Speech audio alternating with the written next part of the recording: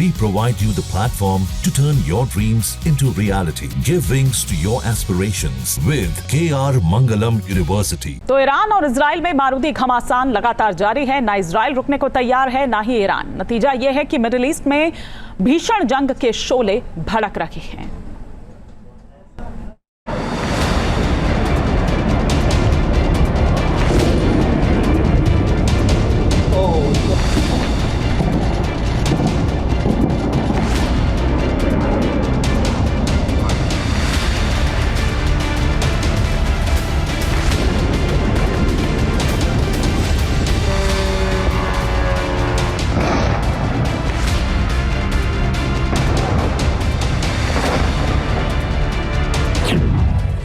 Iran Israel में छिड़ा घमासान।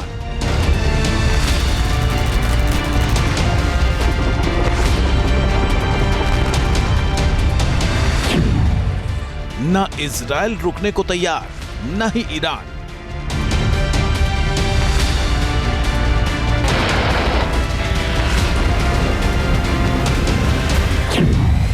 Middle east में भड़के जंग के शोले।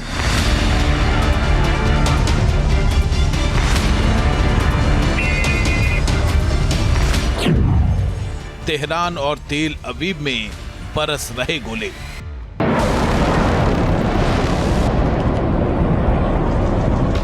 इजराइल के वार के बाद जब ईरान ने बारूदी प्रहार किया तो बड़ी जंग की आहट से दुनिया सहम गई। खामेनेई की कसम से इजराइल थर्रा उठा। सबसे बड़े हमले से तेल अवीव कांप गया।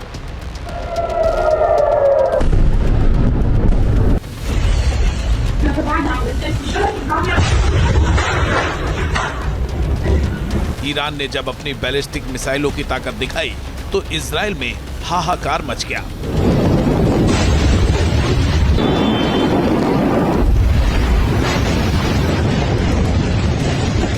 इजराइल में जहां-जहां ईरानी मिसाइलें गिरी, वहां इमारतें खाक हो गईं, गाड़ियां तबाह हो गईं।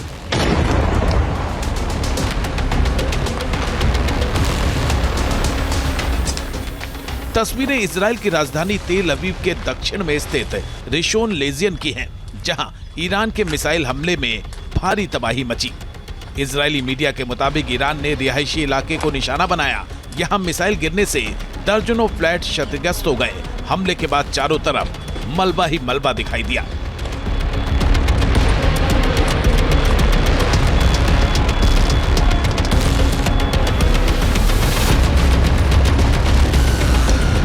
इसी इलाके की ड्रोन कैमरे से ली गई तस्वीरें बता रही हैं कि ईरान का हमला कितना घातक था। इन तस्वीरों में दूर दूर तक तबाही का मंजर नजर आ रहा है।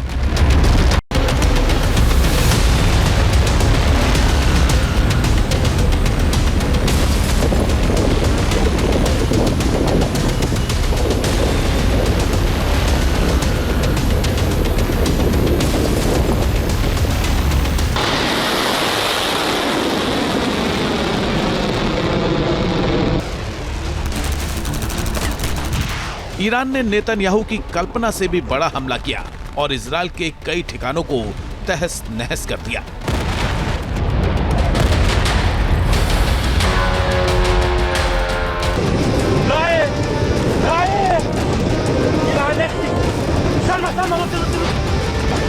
बताया जा रहा है कि 12 घंटे में 300 से ज्यादा मिसाइलों के प्रहार से ईरान ने इजराइल को दहला दिया।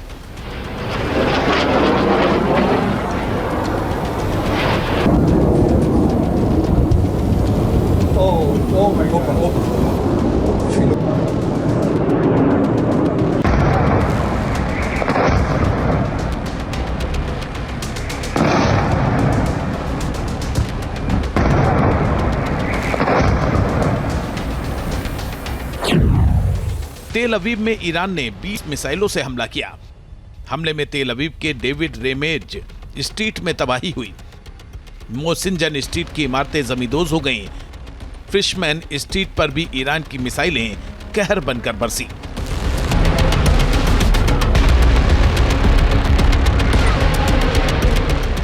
आधी रात में इजराइल के आसमान में ईरानी मिसाइलें और ड्रोन गरजते रहे।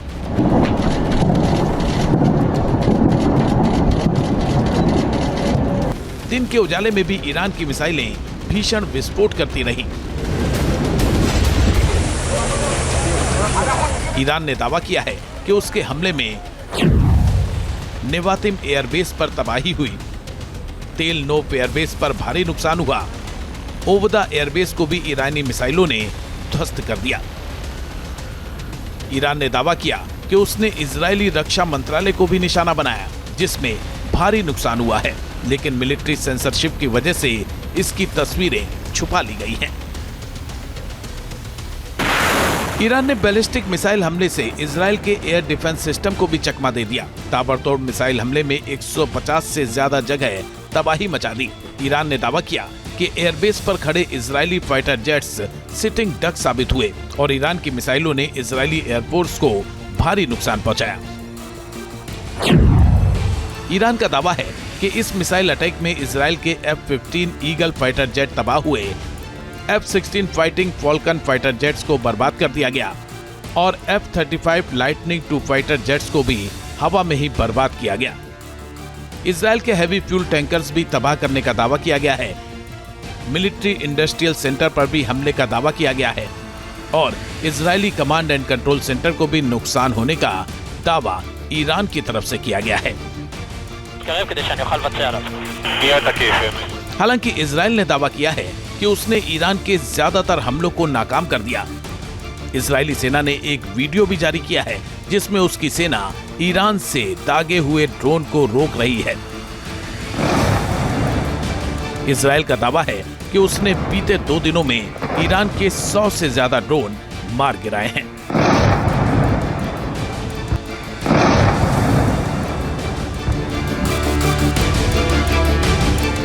इजरायल ने गलीली के आसमान में भी एक ईरानी ड्रोन को मार गिराया। इसकी तस्वीरें सोशल मीडिया पर वायरल हैं। ईरान के बैलिस्टिक मिसाइलों और ड्रोन से पलटवार के बाद इजरायली सेना ने भी बारूदी प्रहार किया। लगातार तीसरे दिन इजरायली फाइटर जेट्स ने ईरान के अहम ठिकानों को निशाना बनाया। ईरान की फार्स और मेहर न्यूज एजेंसी के मुताबिक ये हमले लोरेस्तान, हमेदान और करमन शाह इलाके में हुए हैं। यहाँ ईरान के डिफेंस और मिलिट्री बेस हैं। इसके अलावा पश्चिमी ईरान के असदाबाद में एक मिसाइल साइट पर हुए हमले में 2 लोग मारे गए हैं।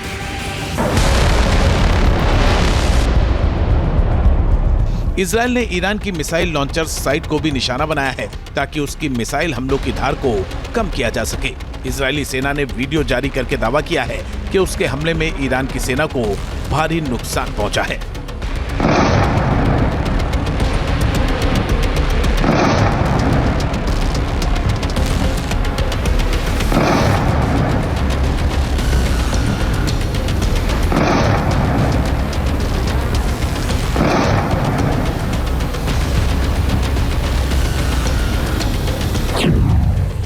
हालांकि ईरान ने दावा किया है कि उसने इजरायली सेना के 3 F-35 फाइटर जेट्स को मार गिराया है, जबकि उसके अर्श क्लास के सुसाइड ड्रोन्स ने इजरायल में पहले से तय टारगेट्स को हिट किया है।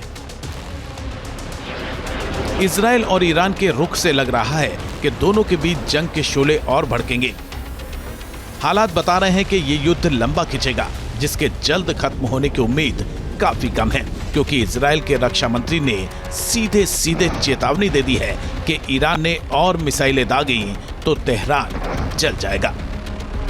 जब किसी भी मसले में 2 अलग अलग पक्ष बंटने लगते हैं और वो बराबर दिखने लगते हैं तो फिर वो सिचुएशन और ज़्यादा वॉलेटाइल होती है, एक्सप्लॉइट होती है और बढ़ती है। यही स्थिति आज इजराइल और ईरान के युद्ध की है।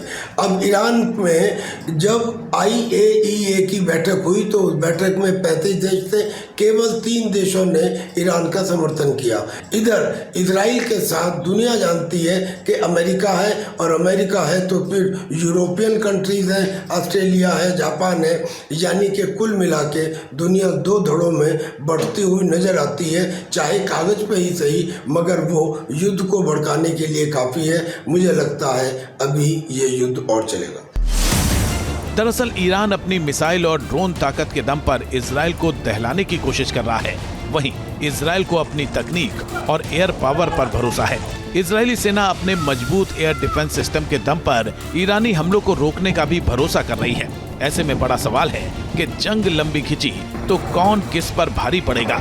आखिर इस जंग का अंजाम क्या होगा। ईरान के पास में 6 लाख ट्रूप्स हैं और इजराइल के पास केवल 2 लाख ट्रूप्स, लेकिन इसका यह मतलब नहीं है कि ईरान ज़्यादा शक्तिशाली है। दरअसल में शक्ति का जो आकलन है वो किसी देश की सेना से, उसकी तैयारी से, उसके हथियारों से, उनके हथियारों में मॉडर्न लुक से, रिसर्च एंड डेवलपमेंट से, उनके सिपाहियों के मोराल से तय किया जाता है। जो कॉम्बैट एयरक्राफ्ट पावर इजराइल के पास है वो ईरान के पास नहीं है। और सबसे बड़ी बात, आवश्यकता पड़ने पर हथियारों की आपूर्ति करने के लिए एक बैकिंग ऑफ अमेरिका जो इजराइल के पास है वो ईरान के पास नहीं है। यानी शक्तिशाली ये छोटा सा इजराइल देश ही है। इजराइल ने 2 दिन पहले ईरान के परमाणु और सैन्य ठिकानों पर हमला किया था। इसके बाद से हर बीतते दिन के साथ ईरान और इजराइल की ये जंग लगातार विकराल होती जा रही है। ऐसे में आशंका ये है कि ये जंग लंबी खिंच सकती है। अगर ऐसा हुआ तो इस जंग का दायरा भी बढ़ सकता है और इसमें कई देश कूद सकते हैं। Team news nation. जहां भक्ति है हर शब्द में, कथाओं में छुपे हैं दिव्य रहस्य और ज्योतिष देता है जीवन को दिशा। धर्म से जुड़ी हर बातों को जानने के लिए हमारे चैनल स्तुति को सब्सक्राइब करें। चैनल पर जाने के लिए इस लिंक पर क्लिक करें।